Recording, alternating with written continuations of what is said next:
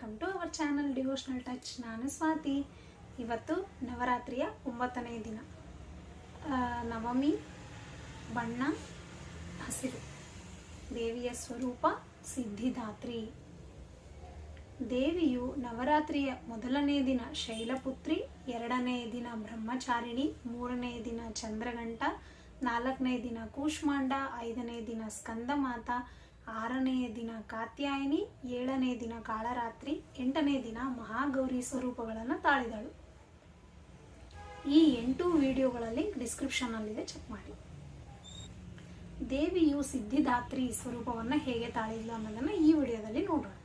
ಅದಕ್ಕಿಂತ ಮುಂಚೆ ನನ್ನೊಂದು ಸ್ಮಾಲ್ ರಿಕ್ವೆಸ್ಟ್, ಯಾರಾದರೂ ಫಸ್ಟ್ ಟೈಮ್ ನಾನು ವಿಡಿಯೋ ನೋಡ್ತಿದ್ರೆ ನನ್ನ ಚಾನಲ್ನ ಸಬ್ಸ್ಕ್ರೈಬ್ ಮಾಡ್ಕೊಳ್ಳಿ. ಹಾಗೆ ಪಕ್ಕದಲ್ಲಿರೋ ಬೆಲ್ ಐಕನ್ನ ಪ್ರೆಸ್ ಮಾಡಿ ಆಲ್ ಆಪ್ಷನ್ ಮೇಲೆ ಕ್ಲಿಕ್ ಮಾಡಿದರೆ ನಾನು ಮಾಡೋ ಪ್ರತಿ ವಿಡಿಯೋ ನೋಟಿಫಿಕೇಶನ್ ನಿಮ್ಗೆ ಬರುತ್ತೆ. ಅದರಿಂದ ಯಾವುದೇ ವಿಡಿಯೋನ ಮಿಸ್ ಮಾಡದೆ ನೋಡ್ಬೋದು. ಒಂದಾನೊಂದು ಕಾಲದಲ್ಲಿ ಏನೂ ಇರದ ಪ್ರಪಂಚದಲ್ಲಿ ತನ್ನ ನಗುವನ್ನು ಹರಡಿಸಿ ಪ್ರಪಂಚಕ್ಕೆ ಕಾಲಿಟ್ಟ ಮೊದಲ ದೇವತೆ ಕೂಷ್ಮಾಂಡ. ಮತ್ತು ಅವಳ ಉದ್ಭವದ ನಂತರ ಬ್ರಹ್ಮ, ವಿಷ್ಣು, ಮಹೇಶ್ವರ ತ್ರಿಮೂರ್ತಿಗಳನ್ನು ಸೃಷ್ಟಿ ಮಾಡ್ತಾರೆ. ಬ್ರಹ್ಮನು ಸೃಷ್ಟಿಯ ಶಕ್ತಿ, ವಿಷ್ಣುವು ಉಳಿಸುವ ಶಕ್ತಿ, ಶಿವನು ವಿನಾಶದ ಶಕ್ತಿಯನ್ನು ಹೊಂದಿರುತ್ತಾರೆ. ಶಿವನು ಕೂಷ್ಮಾಂಡ ದೇವಿಗೆ ತನ್ನ ಸಿದ್ಧಿಗಳನ್ನು ಈಡೇರಿಸಲು ಕೇಳಿಕೊಳ್ಳುತ್ತಾನೆ. ಶಿವನ ಸಿದ್ಧಿಗಳನ್ನು ಈಡೇರಿಸಲು ಕೂಷ್ಮಾಂಡ ದೇವಿಯು ಮತ್ತೊಬ್ಬ ದೇವತೆಯನ್ನು ಸೃಷ್ಟಿ ಮಾಡುತ್ತಾರೆ. ಶಿವನು 18 ಸಿದ್ಧಿಗಳ ಜೊತೆಗೆ ಅಷ್ಟಸಿದ್ಧಿಗಳನ್ನು ಮತ್ತು ಕೃಷ್ಣನಿಂದ ವರ್ಣಿಸಲ್ಪಟ್ಟ 10 ಸಿದ್ಧಿಗಳನ್ನು ಕೂಷ್ಮಾಂಡ ದೇವಿಗೆ ಕೇಳುತ್ತಾನೆ.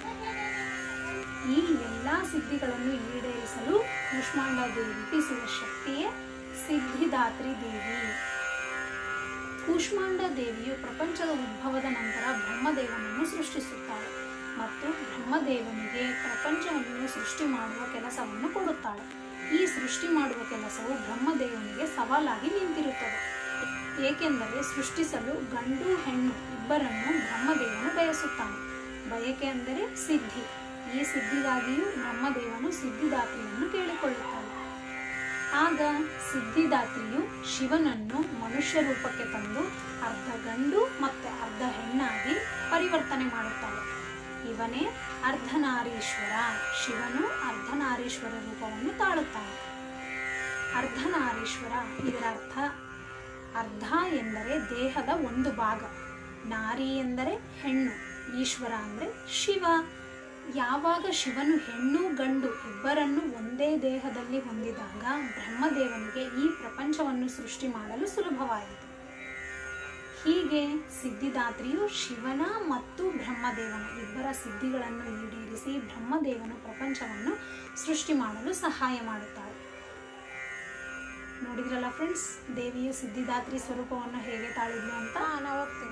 ನಾಳೆ ವಿಜಯದಶಮಿ, ದಸರಾ ಹಬ್ಬ. ದಸರಾ ಹಬ್ಬವನ್ನು ನಾವು ಏಕೆ ಆಚರಣೆ ಮಾಡಬೇಕು ಮತ್ತು ಇದಕ್ಕೆ ಕಾರಣಗಳೇನು ಅನ್ನೋದನ್ನು ನಾಳಿನ ವಿಡಿಯೋದಲ್ಲಿ ತಿಳಿಯೋಣ. Keep watching. Thank you.